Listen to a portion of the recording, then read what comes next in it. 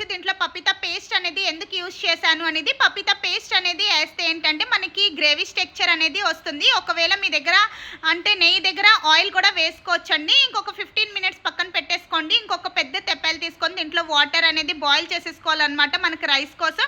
దీంట్లో దాల్చిన చెక్క, లవంగాలు, ఇలాచీలు, బిర్యానీ ఆకు, ఇంకా రైస్, కొంచెం సాల్ట్, ఇంకా ఆయిల్ కూడా వేసేసి ఒక 50% అయితే రైస్ అనేది కుక్ చేయాలన్నమాట. మరీ ఎక్కువ కాదు. అదే రైస్ వాటర్ని మనం చికెన్లో వేసేసుకొని వన్స్ మిక్స్ చేసేసుకోవాలన్నమాట. ఒక లేయర్ ఆఫ్ రైస్ అనేది వేసేసుకొని ఇంకా మన ఫ్రై చేసిన ఆనియన్స్ కూడా వేసేసుకోవాలండి.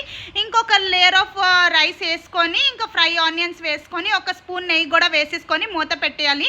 ఇంకా ఆవిరి బయటకు రాకుండానే పైనుంచి అయితే ఒక పెద్ద తెప్పలతో వాటర్ పెట్టేసి ఒక 20 మినిట్స్ తర్వాత మనము ఓపెన్ చేసి చూస్తే దమ్ బిర్యానీ అయితే రెడీ అయిపోతుందండి. ఒకసారి చూడండి, ఇది మొత్తం కూడా రెడీ అయిపోయింది. మనం సర్వింగ్ బౌల్లో అయితే తీసుకొని సర్వ్ చేస్తే టేస్ట్ అనేది చాలా బాగుందన్నమాట. తప్పకుండా మీరు కూడా ఇలా ఒకసారి బిర్యానీ అనేది ట్రై చేయండి. మరి నా వీడియో మీకు నచ్చినట్టయితే లైక్ చేసుకోండి అండ్ సబ్స్క్రైబ్ చేసుకొని అయితే అస్సలు మర్చిపోకండి. Bye bye.